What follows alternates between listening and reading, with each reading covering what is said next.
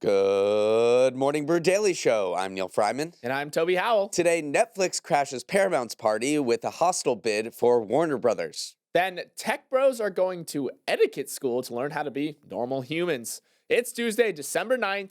Let's ride.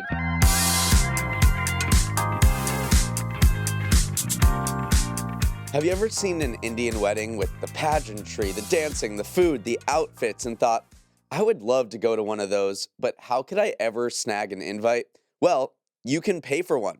According to the Wall Street Journal, there's been a surge of Indian couples selling invites to foreign tourists that allow them to crash their weddings. As one visitor from Burlington, Vermont said, I thought, what a fun random adventure. We are in it for the plot. We are in it for the memories. The main facilitator of Indian wedding crashes is the startup Join My Wedding, which describes itself as the Airbnb for weddings. And business is booming. Registered ceremonies on the app are projected to double to about 10,000 this wedding season, which runs from November to February. I love this idea. Weddings are super expensive, so I'm all for offsetting it with a couple of interested outsiders. This also reminds me of another cheeky way to reduce costs at your wedding. Get a sponsor. One couple this summer got married in Vegas, presented by Hellman's Mayo, where the officiant was dressed in a giant jar of mayo costume. So if one road leads to really expensive weddings, another leads to a promotional mayo campaign, but the third leads to foreign tourists dropping by your ceremony,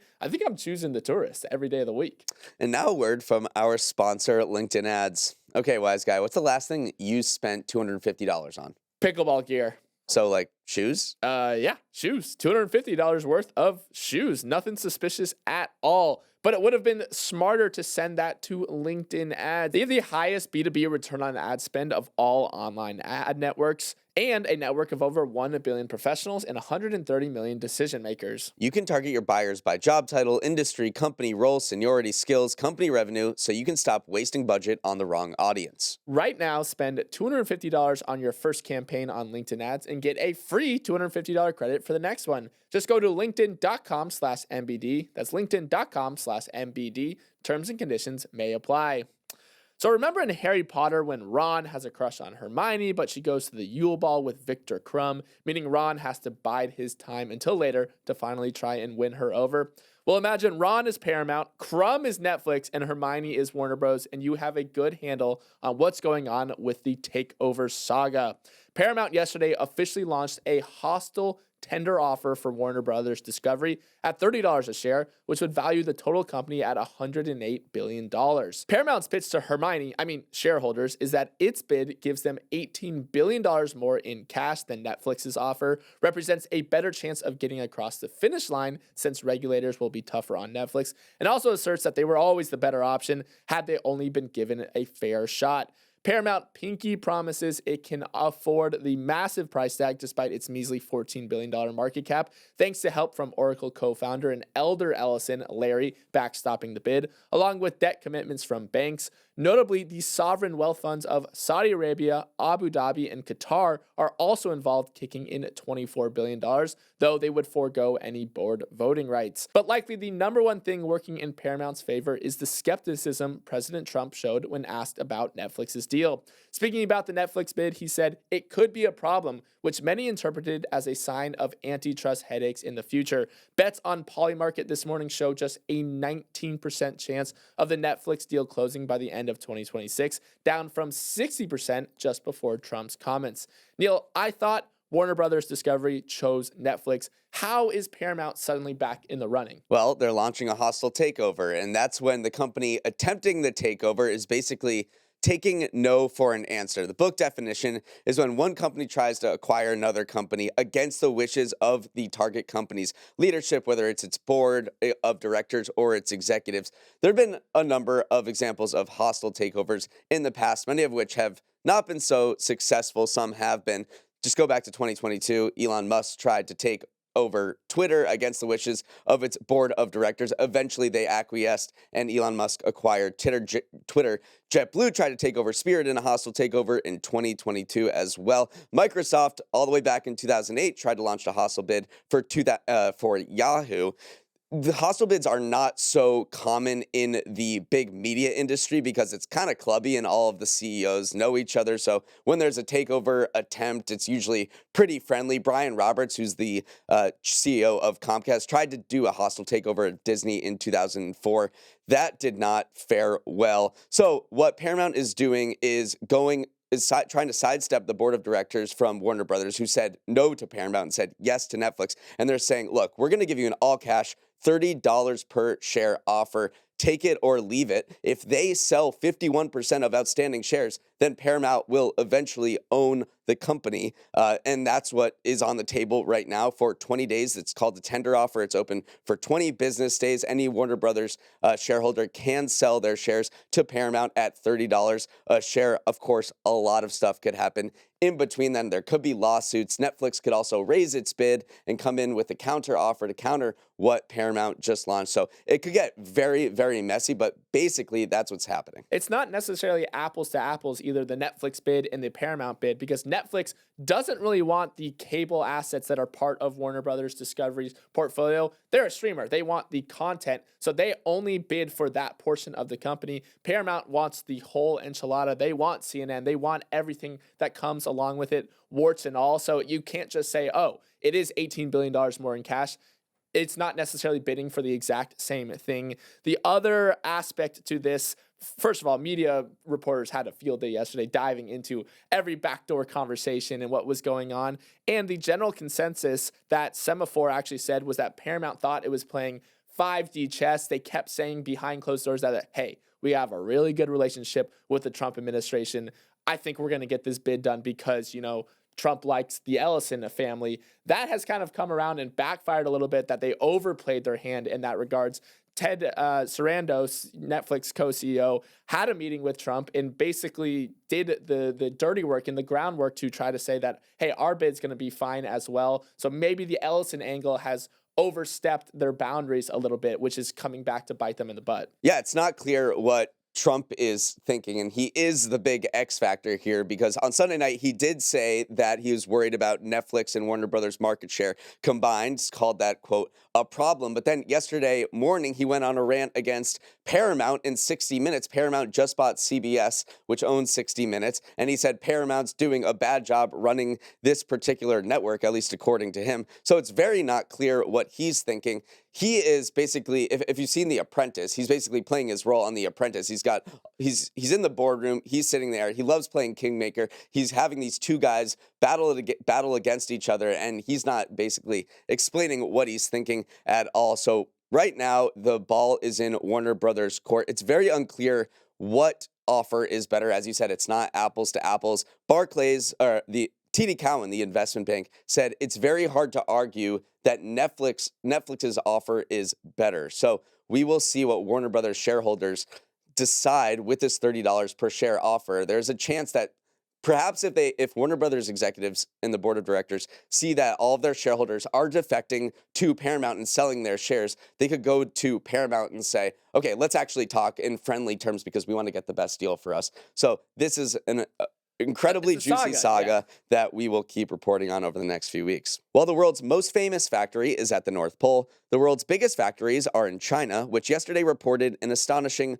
$1 trillion trade surplus with the rest of the world, something we've never seen before in the history of the global economy. It shows China's exporting might in a wide range of goods, from low-value toys and t-shirts to higher-value cars, drones, and solar panels. Everything comes with a Made in China tag these days. The $1 trillion surplus also shows the limits to Washington's trade war with Beijing. The Trump administration has slapped steep tariffs on China to slow the flow of goods to the U.S., and that's been working. Okay, Chinese exports to the United States dropped by nearly a fifth through the first 11 months of the year. But facing barriers in America, Chinese factories have found eager buyers elsewhere. So far this year, Chinese exports to Africa, Southeast Asia, and Latin America have surged by 26%, 14%, and 7.1% respectively. The EU Chamber of Commerce in China estimates that for every shipping container sent from Europe to China, 4 containers head in the opposite direction. Around the world, they estimate that China accounts for about 37% of everything that's exported in shipping containers. Toby, we have never seen this level of industrial prowess by a single country before, not even the United States after World War II, and it's the kind of thing that keeps world leaders awake at night. This is when you're at the middle school lunch table and your, best fruit roll-up trade partner says, actually, I don't necessarily want to buy your goods anymore, you go and find another lunch table and you start selling all your stuff to them. China has plenty of willing buyers from the world market. That is why, even though you have this trade war with the US, the EU steps in, Africa steps in. They have plenty of people who want their goods.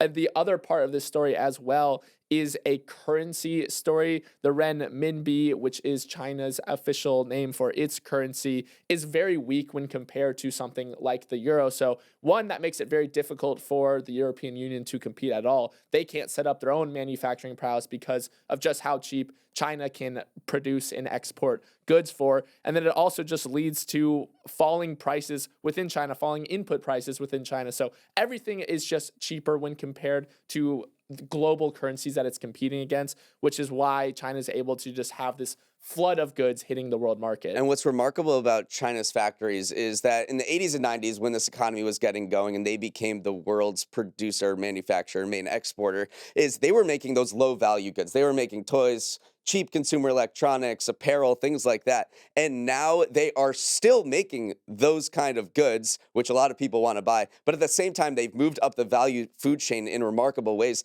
They are making autos, they are making solar panels, they are making drones, they are making semiconductors. So the fact that they make all those low value items and all those advanced manufacturing items is absolutely astonishing. Economists who have never seen anything like this. And it's very much a warning shot across the bow to a lot of countries, especially in Europe. Emmanuel Macron, the president of France, just came back from a visit to China, and he said it's hitting the heart of the European industrial and innovation model. Germany gets 5% of its GDP from auto manufacturing, and Chinese cars are surging on the roads there. This is a huge problem that they're going to have to deal with. And I do think that there is a paradox within the domestic China itself, because they want to spur consumption of their own people. They want people to buy stuff, import stuff, things like French wine or foreign goods like that. But when you have such a weak currency, it's very expensive to buy imported goods. So that is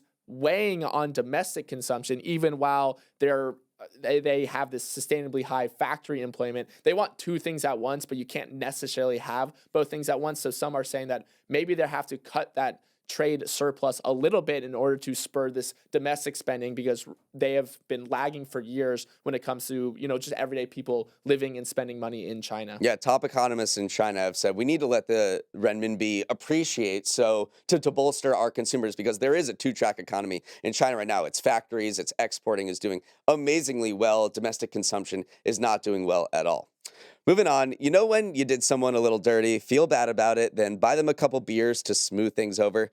That's kind of what the Trump administration is doing for American farmers. Yesterday, the president announced $12 billion in aid to struggling U.S. farmers who have seen lucrative foreign markets dry up because of the trade war.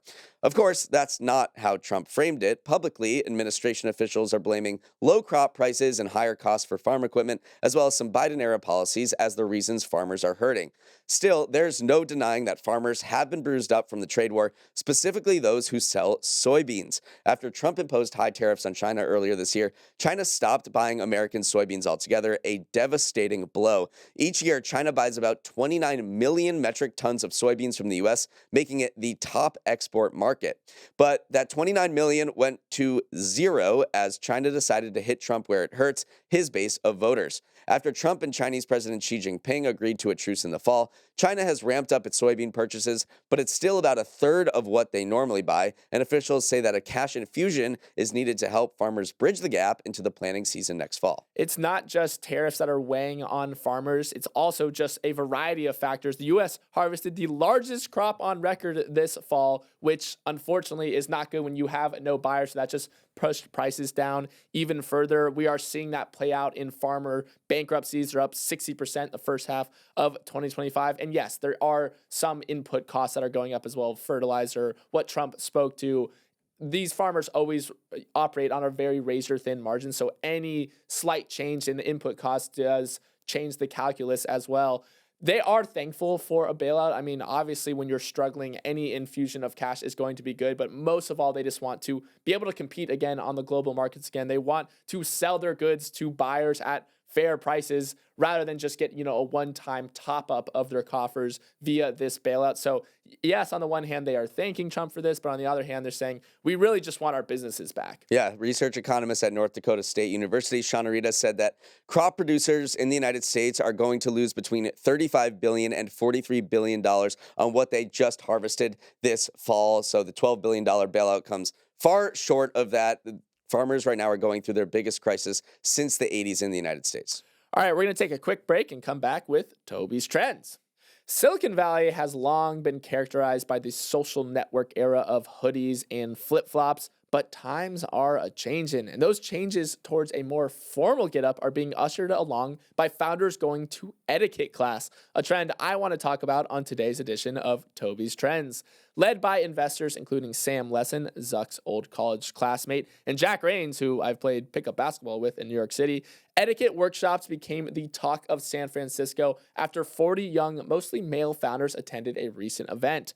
Once there, models walked founders through appropriate outfits for board meetings versus brunch with the boss. Attendees were also coached through the so-called invisible curriculum of entrepreneurship, which includes basic communication skills like remembering to ask questions rather than to monologue.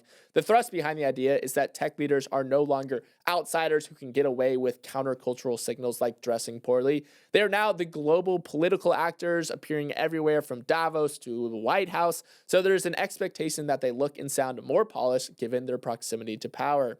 Neal, for a long time, the quality of your code was all that was important. Now, optics and aesthetics matter too. Perhaps an etiquette school for podcasters is in the cards for us. I don't think we need it, Toby. I think we know how to get along in this world. But for many tech founders, probably they would admit it, they were the subject of Sabrina Carpenter's man-child. And now that they're going to be appearing in public places and selling their pitches to a more genteel type of investor or a skeptical public, they need to look and dress the part. And that was the thread that permeated this etiquette school, what you heard from the founders of the etiquette school as well as the people attending the class, is that this new technological paradigm is what all these founders are building is based on AI. And it is a technology that is not necessarily welcome by the public. A June survey from Pew Research Center found 50% of Americans are more concerned than excited about the increased use of AI in everyday life. That's up from 37% in 2021. So you've got a very skeptical public about all of these products and software features that these founders are creating, and they have to sell it to the skeptical public, and they're not going to do it looking like Zuck in the social network. And that was a main theme that was hammered into them at this etiquette school, which I find pretty fascinating. And a part of the reason why these founders need to attend the etiquette school is that a lot of them are immigrants. A lot of them are international students who are not so familiar with Western business norms. So it is a service to some people. If you enter into a new country, if I went over to Japan, for instance, they have a lot of cultural norms about how you should act, how you should present yourself. Sometimes you do need that taught. So yes, you can roll your eyes and say, oh, these are all just, hoodie wearing people that need to start wearing suits to work. Or you could realize that a lot of them probably haven't encountered things like when to shake hands and make eye contact, when to wear what to what certain events. So there is the immigrant angle to this as well as the fact that, some people just need to step their wardrobe up. Well, we can't leave you without some of the tips from the etiquette class. So I was looking at what they were being instructed. You must wear, when you're wearing a suit, you must wear a tie, or the suit has to have a pocket square. Okay, you hear that, Toby? I know you hate ties. So you need to have a pocket square in your suit if you're going sans tie. It's okay to mix patterns. Just make sure the pattern on the jacket is bigger than the one on your shirt. And then when you go to a fancy dinner and you see this huge wine list in languages you don't understand, it's acceptable to order anything but a rosé. Dang it. I've kind of missed all three of those. So maybe I need to go to, again, I'm telling you, podcast etiquette school could be in our future, Neal. Now let's sprint to the finish with some final headlines. Well, NVIDIA got its wish. Trump announced yesterday that the U.S. will allow NVIDIA to export its H200 AI chips to approved Chinese customers, regaining a key revenue stream and customer in the form of the world's second largest AI market. But there is a catch. In exchange for the relaxed export controls, NVIDIA must pay Uncle Sam 25% of those China sales. It's an escalation of the previous deal in which NVIDIA had agreed to a share of just 15% of its sales. Still, investors liked what they were seeing, pushing shares 2% higher in after-hours trading. The move prompted backlash, though, from some senators, with Elizabeth Warren calling it a colossal economic and national security failure. Trump, on the other hand, believes the U.S. is keeping its tech advantage, saying NVIDIA's U.S. customers have access to the company's highly advanced Blackwell chips and soon Rubin, neither of which are part of this deal. Neal, pretty big pivot here, though, when it comes to the U.S.'s export control policy. There's two sides to this debate. There's one side, and on this side is David Sachs, who's the AI leader in the White House, and Jensen Huang, who is the CEO of NVIDIA. They have been pushing Trump to allow sales of these higher-end semiconductors to China because they say that it will lead to Chinese dependence on American technology for AI. And that is the way to spread technological soft power across the world, especially in China. So they say, instead of cutting us off from the market, why don't you let us get in there and make them dependent on us? And that appears to be the argument that won out. The other argument against this, like Senator Warren and many others, say that we're giving them to China right now. First of all, we're locked in this big geopolitical race for the next, what could be the next industrial revolution. And right now we're giving them our main advantage. So they might have engineers, they might have better power, but we have compute, we have NVIDIA, we have these chips that all these AI models run on, and we're basically ceding to them our main advantage. So those are the two arguments. One side won out, but that other side is still going to hammer the fact that the United States is basically ceding the one thing that it has going for them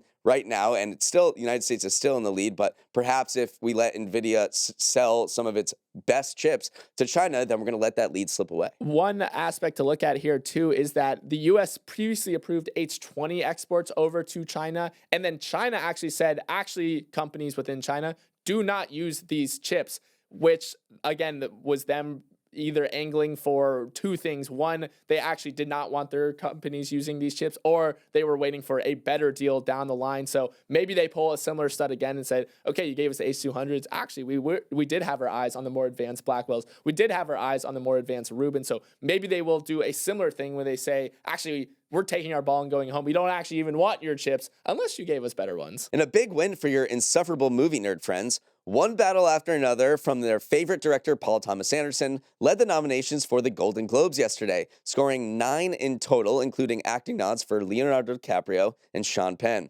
Considered the less impressive but more fun cousin of the Oscars, the Golden Globes honors the best in movies and television for the year and kickstarts awards season when it airs in January. Coming in second place for total nominations was the Norwegian drama Sentimental Value, while Ryan Coogler's Sinners nabbed 7. The second installment of Wicked received a disappointing total of 5, and it was shut out of an award it was expected to compete for, Best Comedy or Musical. Most of all, the nominations highlighted why Netflix and Paramount are duking it out for the prize of Warner Brothers. It's behind One Battle After Another and Sinners, as well as the TV show with the most nominations, HBO's White Lotus. You forgot the most important category, though, and that is podcasts are coming to Golden Globes for the first time ever. And so 6 shows made the shortlist for who can win most popular podcast of 2025. They were Armchair Expert with Dax Shepard, Call Her Daddy, Good Hang with Amy Poehler, the Mel Robbins Podcast, Smartless, and Up First from NPR. Notably, there are one name that is not on the list, Morning Brew Daily. But other than that, the biggest podcast in the world, Joe Rogan, was shut out from this short list as well. Very personality-driven list. All of these kind of have one host that you are pretty familiar with. Not a lot of news podcasts on this list other than Up First from NPR. So I'm going to be tuning in, though. It is an interesting wrinkle to the Golden Globes. People listen to podcasts. We know this to be true. So I think it's a fun category to introduce into this normally, Hollywood adjacent award show. Finally, there's a new rising star in chess. Sarwagya Singh Kushwaha, a young Indian, has won 5 of his 8 rated chess matches to nab an impressive 1572 rating from FIDE, the international governing body of chess. Oh, and there's this part. He's 3 years old. Kushwaha became the youngest player in chess history to earn an official rating at the age of 3 years, 7 months, and 20 days. This toddler, because he is a toddler, was born in 2022, and he's already defeating much older young men who've been playing for years. His father told the Indian Express, "We pushed him into chess last year because we noticed his mind was a sponge and he would pick up things very quickly. In a week of being taught chess, he could name all the pieces accurately." Toby, what's your rating? Could this 3-year-old beat you at chess? He absolutely could, because also your chess.com rating that I'm sure some people are hearing that 1,500 number and comparing it to is not the same as a FIDE rated number. So you probably cannot beat this kid because you need to play, over the board matches. It is absolutely remarkable seeing the photos of him shaking his hands of opponents. He doesn't even have a hand. He's 3 years old. He's so small, but he plays 4 to 5 hours a day. Kids' brains do, take in information much more effectively than adults. So I don't see a reason why this kid can't just keep it going. What's he going to be like when he's 6? Well, he has 9 years to set another record, because the youngest grandmaster in chess ever was Abhimanyu Mishra, reached grandmaster status at age 12 years, 4 months, and 25 days. Oh my goodness. We're rooting for you, buddy. All right, that is all the time we have. Thanks so much for starting your morning with us, and have a wonderful Tuesday. If you want to get in touch, send a note to morningbrew@morningbrew.com or DM us on Instagram @MBDailyShow. Let's roll the credits. Emily Milliron is our executive producer. Raymond Liu is our producer. Our associate producers are Olivia Graham and Olivia Lake. Uchenna Ogu is our technical director. Hair and makeup is Crashing a Wedding. Devin Emery is our president, and our show is a production of Morning Brew. Great show today, Neal. Let's run it back tomorrow.